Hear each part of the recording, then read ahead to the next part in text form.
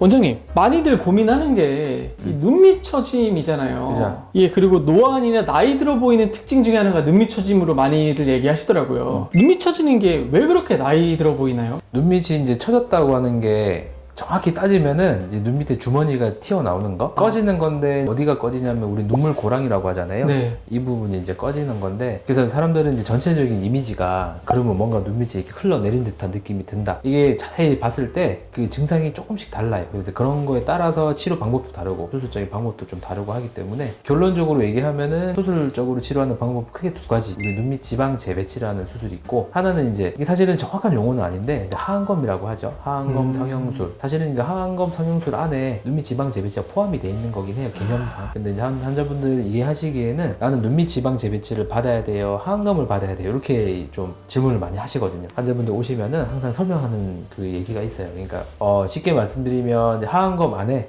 눈밑 지방 재배치라는 그런 과정이 포함되어 있다, 이렇게 보시면 돼요. 눈밑 지방 재배치는 말 그대로 눈 밑에 있는 지방을 재배치하는 거예요. 무슨 말이냐면 우리 옆에서 봤을 때 지방이 이렇게 돌출이 돼 있고 그 밑에는 살짝 꺼져 있거나 꺼져 있지 않거나 막 그렇거든요. 빛은 다 위에서 오니까 밑으로 그림자가 지게 돼요. 그게 다크서클이라고 하는데, 눈밑 지방 돌출로 인한 눈 밑에 이제 어두운 다크서클이 생기는 거를 수술적으로 여기를 평평하게 만들어 줌으로써 눈밑을 밝고 환하게 만들어 주는 거, 그게 이제 눈밑 지방 재배치라는 수술이고, 이 수술은 보통 우리 결막, 눈 안쪽 있잖아요, 우리. 네. 예, 빨간 살 그쪽으로 접근해서 하기 때문에 피부 절개가 없죠. 없으면은 이제 상처가 안 생기니까, 그러면 회복 기간도 좀 짧고 토에 대한 부담도 없고. 근데 이제 이 눈밑 지방 재배치 수술은 조건이 있어요. 무조건 다 가능한 게 아니라 피부의 탄력이 어느 정도 좀 좋아야 되고, 그 다음에 지방 돌출도 적당해야 되고. 이게 무슨 말이냐면 너무 많이 돌출이 되면, 눈 밑에 지방이 많이 돌출이 됐다는 거는 이미 피부의 탄력도 많이 떨어져 있다는 거거든요.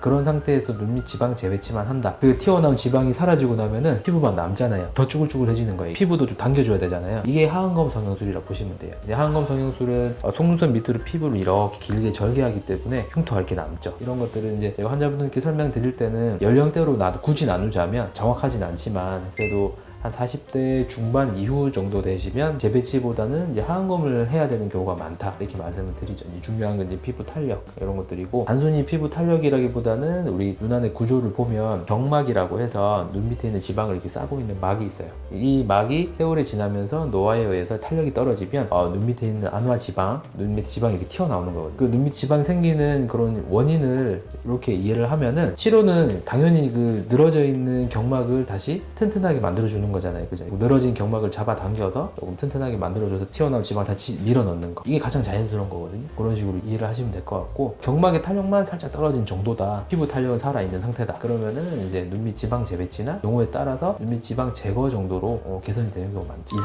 30대 이런 분들은 거의 재배치만으로 거의 다 이제 하안검을 하는 경우는 사실 거의 없고, 20, 30대 분들이 어르신들 이렇게 눈 밑에 푹푹한 거 있잖아요. 네. 그런 거 갖고 계신 분 잘 없잖아요. 상대적으로 젊으신 분들 20, 30대 분들은 이제 눈밑 지방 재배치, 그 이상 분들은 하안검 성형술. 그래서 이제 그 중간에 있는 뭐 한 30대 후반에서 한 40대 중반 정도까지는 이제 상태에 따라서 어떤 수술 방법이 될지 이제 정해지는 거죠. 탄력이 떨어지는 거예요. 탄력이 떨어지는 거예요. 피부의 탄력이 떨어지고, 근육의 탄력이 떨어지고, 그 근육을 싸고 있는 경막의 탄력이 떨어지고, 또 하나 이제 제가 한글이 잘 정확하게 기억이 안 나는데 뭐 메디알 칙 패트 컴파트먼트라고 해서 우리 얼굴에 보면은 막 구역이 나눠져 있고 지방 덩어리들이 이렇게 막 이렇게 나눠져 있어요. 그중에 아까 말씀드린 그런 지방들이 밑으로 이렇게 처지게 되죠. 그럼 눈 밑에 이런 부분들이 꺼지게 되고, 여기는 꺼지는데 그 위에 눈 밑 지방은 불룩 나오니까 여기가 더 경계가 도드라져 보이고, 어르신들 흔히 주변에 우리 할머니들, 할아버지들 얼굴 생각하시면 돼요. 이게 흘러내린다, 이렇게 말씀을 드리죠.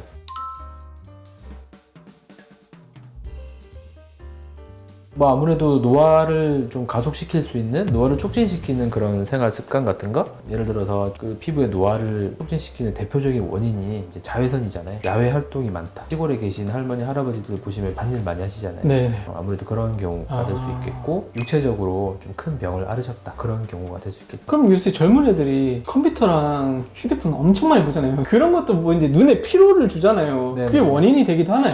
눈 주변에 그런 피부라든지 뭐 노화의 그런 그런 것들이 예를 들어서 TV나 컴퓨터 많이 한다 라고 해서 그거 자체가 제가 직접 영향을 줄 것 같지는 않고, 예를 들어서 이제 그런 활동들로 인해서 수면이 좀 부족해진다, 과로를 한다, 그러면 그런 것들이 좀 간접적으로 영향을 줄 수도 있겠죠. 의사 선생님이 자주 말씀하시는 뭐 스트레스, 수면 부족, 흡연, 술 이런 게 망고의 진리인데 누구나 다 알잖아요. 네.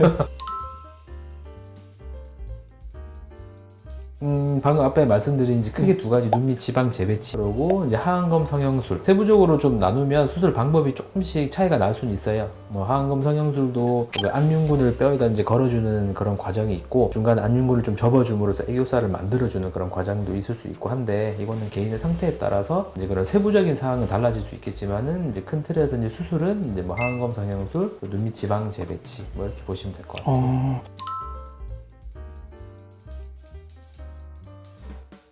그래서 눈밑 필러 같은 경우는 제 경험상 눈밑 처짐에 대해서 메인 치료라기보다는 보조 치료로서는 활용하기 되게 좋은데, 이거를 메인으로 뭔가 다 해결하려고 하면은 문제가 생기는 것 같아요. 필러라는 게 이게 뭔가 채워주는 거잖아요. 네. 눈밑 꺼진 부분 채워주는 건데, 예를 들어서 눈밑 지방이 그렇게 돌출이 많이 안 된 상태로 눈물 고랑만 살짝 꺼져 있다, 그러면은 거기를 채워줌으로써 이제 개선이 될 테지만, 사실은 이거는 제가 이제 수술한 제 입장에서 보면은 우리 눈물 고랑이라고 하는 게 피디님도 보면 살짝 보이거든요. 네. 거기 이제 위에는 탄력도 좋고 지방도 많이 안 나와 있는데 여기가 왜 이렇게 꺼져 있겠어요? 거기는 구조상 피부가 뼈에 인대로 딱 붙어 있는 부분이에요. 근데 그렇단 말은 그 사이에 공간이 없겠죠. 네. 근데 거기에 정확하게 필러를 넣기 힘들거든요. 거기에 무리하게 필러를 넣겠다고 이게 하다 보면은 필러가 위로 밑으로 빠지게 돼요. 위로 빠지게 되면은 오히려 눈밑이 더 불룩해지고, 밑으로 빠지면 아무런 효과가 없고, 사실은 필러 자체가 메인으로 이런 걸 다 한다 하기에는 좀 한계가 있는 것 같고, 특정 뭐 경우에 좀 그런 뭐 도움이 될 수는 있겠지만은, 뭐 예를 들어서 눈 밑에 처짐이라고 하셨는데, 이걸 또 구체적인 타입을 나누자면은 네. 베깅 타입이 있고 티어트루프라고 해서 여기 눈물 고랑을 얘기하는 건데, 이런 타입이 있어요. 두 가지가 있는데,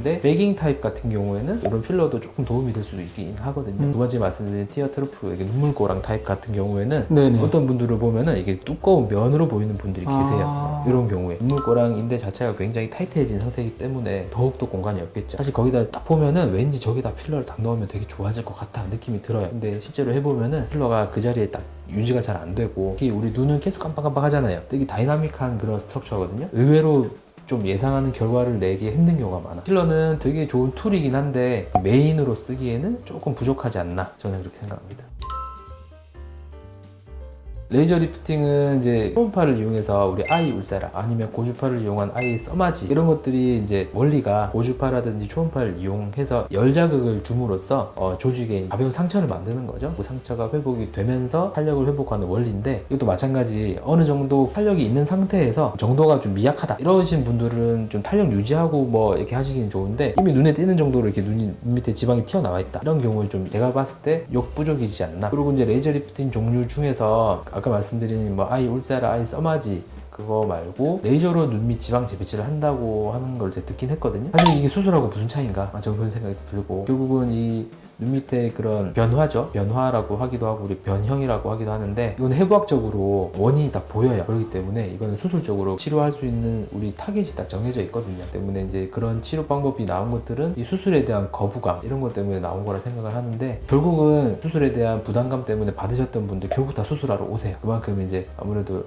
결과 자체가 차이가 나겠죠.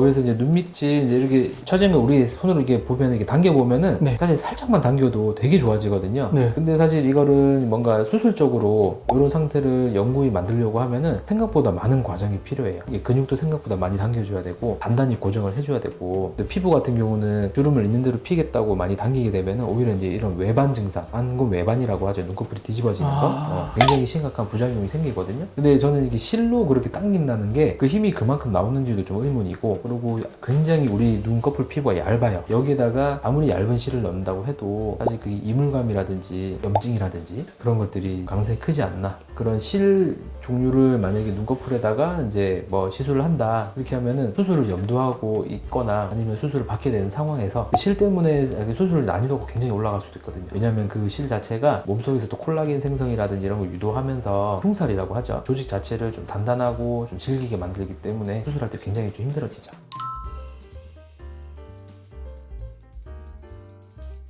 제 생각에 제일 큰 부작용은 효과 없는 거, 일시적인 효과겠죠. 처음에 실을 넣고 나면 보통 뭐 눈꺼풀을 여기에 직접 넣는다기보다는 우리 아까 말씀 눈물 고랑 있죠, 이 집어넣는 식으로 제가 알고 있는데, 그러면은 처음에는 일시적인 부기 때문에 좋아 보일 수 있어요. 부기가 꺼지고 나면은 사실은 다시 원상복귀 되거나 모자란 경우가 많을 거거든요. 또 상식적으로 제가 말씀드린 게 여기 눈물고랑에 있는 부분 피부하고 뼈가 인대로 붙어 있다 그랬잖아요. 네. 제가 수술할 때 들어가서 보면 그 인대가 굉장히 질겨요. 칼로 몇 번 그어야지 끊어질까 말까고, 아니면 저희가 이제 고주파 소작기로 끊어내거든요. 네. 거기다 밖에서 뭔가를 넣어가지고 그걸 박리를 한다는 거는 사실 거의 불가능하다 생각이 들고, 그렇기 때문에 아무리 그 실이라고 해도 그 자연스럽게 뭔가 좀 제대로 시술이 될까 하는 의문도 있고.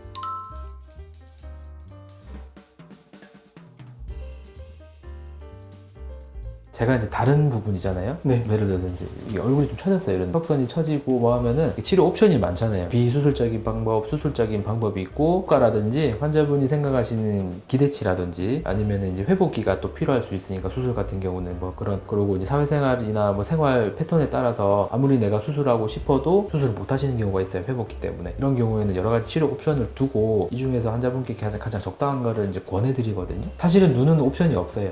눈은 그냥 수술밖에 없는 것 같아요.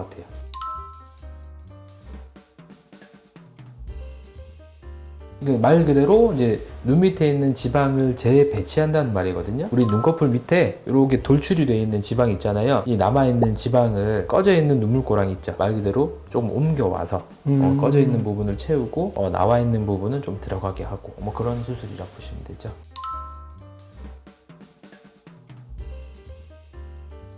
여기 지방이 나와 있고 밑에는 꺼져 있잖아요. 옆모습을 봤을 때 그런 부분은 이제 평평하게 최대한 만드는 거기 때문에, 뭐 수술 후 회복인데 눈밑 지방 재배치 같은 경우는 짧으면 1, 2주고요. 근데 완전 잠붓기가 다 빠져서 최종적으로 안정적인 모양이 되기까지는 뭐 한 달에서 한 3개월 정도 걸리는 경우도 있고, 하안검 같은 경우는 좀 긴 편이고, 이거는 이제 멍 빠지는 게 보통 2, 3주 정도 걸리고요. 흉터가 눈에 안 띄게 좀 흐려지기까지도 뭐 시간이 한 3개월에서 6개월 정도.